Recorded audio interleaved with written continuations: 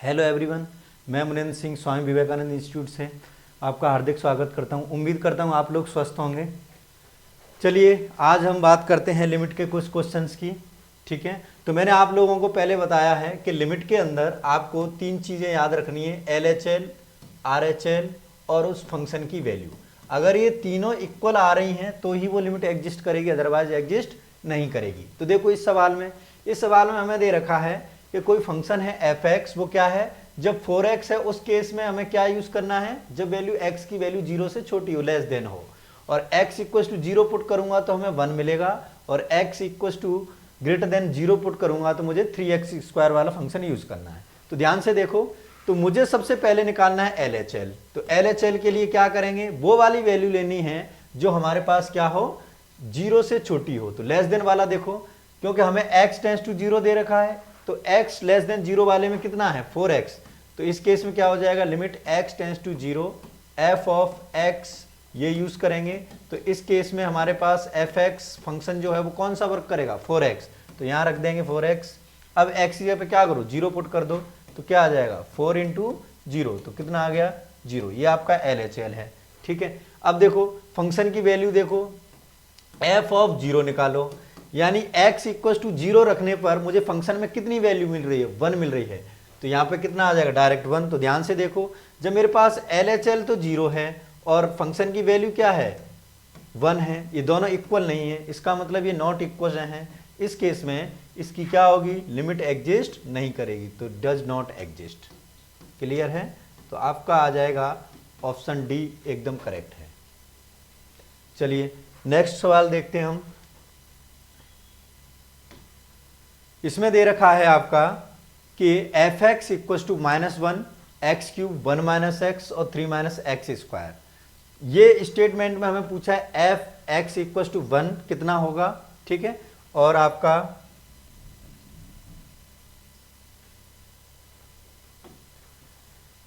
x³ पर दे रखा है, तो 1 प्लस का मतलब है आपका हमें RHL पूछा है, 2 प्लस का मतलब है 2 पर RHL पूछा है। ठीक है, 2 माइनस का मतलब है LHL पूछा है, और fx 1 दे रखा है, इसका मतलब हमें LHL RHL दोनों ही निकालने हैं, प्लस फंक्शन की वैल्यू भी निकालनी है, किस पर, 1 पर। तो उस केस में देखो fx x, तो देखो ध्यान से कितना है, जब मैं -1 यूज करूंगा उस केस में LHL निकालो, तो क्या करो, एट x इक्वल टू 1 निकालो -1 पर। तो LHL कितना आ जाएगा, देखो LHL आ जाएगा आपका कितना, -1।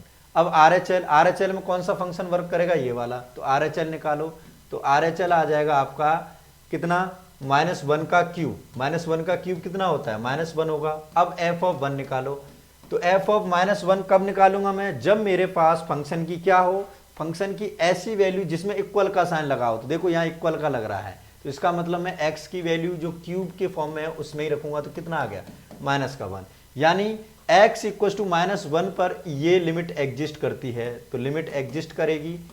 ठीक है, इसका मतलब f ऑफ x अब कितना है, 1 नहीं है, -1 आ रहा है, लेकिन इसमें कितना दे रखा है, 1 दे रखा है, यानी इस केस में हमारा ये ऑप्शन नहीं होगा। अब बात करते हैं हम बी ऑप्शन के लिए, ये आपका पहला ऑप्शन हो गया। बी ऑप्शन में देखो, इसमें बोला है limit x tends to 1 plus, x tends to 1 plus का मतलब है कि 1 से बड़ी वाली वैल्यू, और कितनी, RHL बोलते हैं उसको। तो RHL क्या आ जाएगा मेरे पास, 1 से बड़ी कौन सी वैल्यू है, ये देखो 1 से 2 है, तो 1 से 2 वाली वैल्यू के लिए मैं ये वाला फंक्शन यूज करूंगा, और ये कितना है, 1 माइनस एक्स। तो कितना है, लिमिट x टेंस टू 1 और ये 1 माइनस एक्स। अब x यहाँ पे 1 रख दो, तो 1 माइनस 1 कितना आ गया, 0। तो देखो क्या आपके पास ये है, 0 नहीं है, या तो 1 पूछा है, इसका मतलब बी ऑप्शन भी नहीं है। ठीक है, तो ये भी गलत हो जाएगा आपका। अब आ जाओ सी ऑप्शन के लिए, 2 प्लस निकालो। तो क्या करें, हमारे पास जो दे रखा है उसमें RHL निकालना है, तो limit x tends to 2 plus, इसका मतलब है कि आपको क्या निकालना है, RHL निकालना है, किस पर, एट x इक्वल टू 2 पर। तो क्या आ जाएगा, RHL आ जाएगा मेरे पास, limit x equal to 2 plus का मतलब यही है कि 2 ही रखना है, 2 प्लस से ये है कि वो वाला फंक्शन जिसमें 2 से बड़ा हो, तो 3 माइनस एक्स स्क्वायर वाले में रखेंगे, तो यहाँ लिख दूंगा मैं 3 माइनस एक्स स्क्वायर। अब x की जगह पे कितना रख दो, 2, तो 2 का स्क्वायर कितना हो जाएगा, 4, तो 3 माइनस 4 कितना आ गया, -1। तो कितना है, यही बोला है उसने, देखो कि सी ऑप्शन जो है उसमें बोला है कि आपका x 2 प्लस पे जब हम निकालेंगे फंक्शन की वैल्यू तो -1 आनी चाहिए, तो बिल्कुल आ रही है, इसका मतलब आपका सी आंसर एकदम करेक्ट है। ठीक है, डी ऑप्शन चेक करने की जरूरत नहीं है, चाहो तो आप चेक भी कर सकते हो, नहीं तो कोई दिक्कत नहीं। 2 माइनस का मतलब है 2 से कम वाला, 2 से कम वाला ये फंक्शन है, तो 1 - 2 रखूंगा तो -1 आएगा, लेकिन यहाँ बोला है 0, तो ये भी गलत है, तो इसका आंसर आ जाएगा सी। ठीक है, चलिए नेक्स्ट क्वेश्चन की बात करते हैं। इसमें बोला है लिमिट साइन x, और जो दे रखी है लिमिट वो किस में है, x टेंस टू इनफाइनाइट। ध्यान से देखें, हमारे पास जो लिमिट है उसमें x टेंस टू इनफाइनाइट है और एक होता है x टेंस टू 0। तो limit x tends to infinite और x टेंस टू 0 दोनों में डिफरेंस सिर्फ इतना है कि डायरेक्ट मुझे इसमें जब 0 दे रखा होगा तो मैं पुट कर सकता हूं, लेकिन इनफाइनाइट पुट नहीं कर सकता। तो देखो क्या होगा, इसको मैं क्या करूं, मैं ले लेता हूं x जो है इसको 1/y मान लो। इस केस में देखो क्या हो जाएगा, तो जो मेरे पास x टेंस टू इनफाइनाइट है उस केस में देखो y इक्वल टू क्या आ जाएगा, तो मैं y ले लूंगा 1/x बन जाएगा यहां से। तो x की जगह पे क्या रख दो आप, कितना 1/इनफाइनाइट, और 1/इनफाइनाइट का मतलब होता है कितना 0। यानी अब मेरे पास फंक्शन बन गया लिमिट y टेंस टू 0, जहां जहां पर x है उसकी जगह पे कितना रख दो 1/y, तो ये बन गया साइन 1/y। ठीक है, और y की वैल्यू कितनी पुट करनी है 0, तो क्या आ जाएगा साइन 1/0, और 1/0 इनफाइनाइट ही होता है और इनफाइनाइट आपका आंसर आ जाएगा। ठीक है, अगर आप इसमें चाहो तो माइनस इनफाइनाइट प्लस इनफाइनाइट से कोई फर्क नहीं पड़ेगा, क्योंकि इनफाइनाइट एक ऐसी वैल्यू है जो प्लस माइनस से कोई भी चेंजेस नहीं लाती है। इनफाइनाइट का मतलब ये होता है कि ऐसी वैल्यू जो बहुत बड़ी है जिसकी हम इमेजिनेशन ही नहीं कर सकते हैं। ठीक है, चलिए अगला क्वेश्चन देखते हैं। क्वेश्चन नंबर 4 में दे रखा है आपका कि लिमिट x टेंस टू 0 और साइन 1/x। अब देखो, इससे पहले जो हमने किया था उसमें आपका दे रखा था कितना, limit x tends to infinite, यहां दे रखा है आपका x टेंस टू 0, और यहां अंदर वाली जो वैल्यू है वो 1/, में करके दे रखी, यानी हम 0 को डायरेक्ट पुट कर सकते हैं। तो क्या आ जाएगा, ये हो जाएगा आपका साइन 1/0, और 1/0 कितना होता है इनफाइनाइट। साइन के अंदर इनफाइनाइट वैल्यू जब हम पुट करेंगे तो इनफाइनाइट ही आएगा। उसका रीजन है क्योंकि साइन जो है कहां से कहां तक होता है, इसमें हम वैल्यू पुट कर सकते हैं 0 से लेकर π/2, लेकिन ये वैल्यू इनफाइनाइट, ये तो बहुत बड़ी है, यानी इस केस में हमारे पास इनफाइनाइट रखेंगे तो इनफाइनाइट ही जाएगा।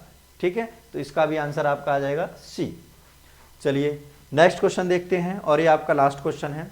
क्वेश्चन में दे रखा है limit x tends to 0 x sine 1/x। अब ध्यान से देखो, मेरे पास ये जो फंक्शन है इसमें मुझे क्या दे रखा है, x टेंस टू 0 दे रखा है, और ये कितना है साइन 1/x। तो ये जो फंक्शन है इसमें x का मल्टीप्लाई हो रखा है, तो पहले मैं x में ही वैल्यू पुट करूंगा, इसमें भी करूंगा। तो इससे पहले मैं आपको दो चीजें बता देता हूं। एक होता है ग्रोथ रेट फंक्शन।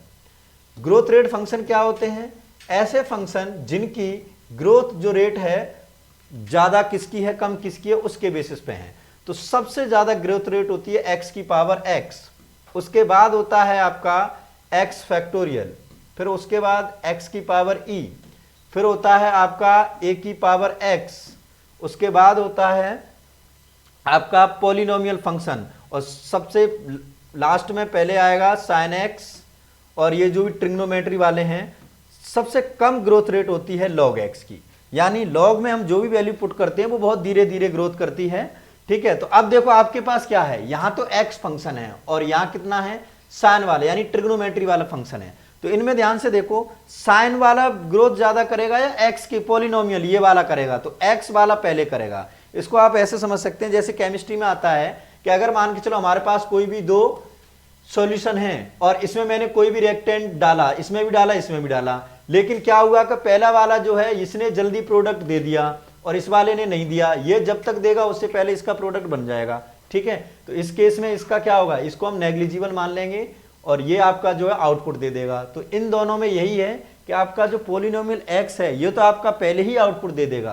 कहने का मतलब इसमें डायरेक्ट वैल्यू x की 0 पुट हो जाएगी जब तक ये साइन धीरे धीरे वर्क करता ही रहेगा, ये 0 होगा ही नहीं, उससे पहले आगे वाले का 0 मल्टीप्लाई हो जाएगा, और 0 का किसी में ही मल्टीप्लाई करो कितना आ जाएगा 0 आ जाएगा। तो इसका आंसर हो जाएगा आपका बी। ठीक है, चलिए मिलते हैं नेक्स्ट क्लास में। Thank you so much.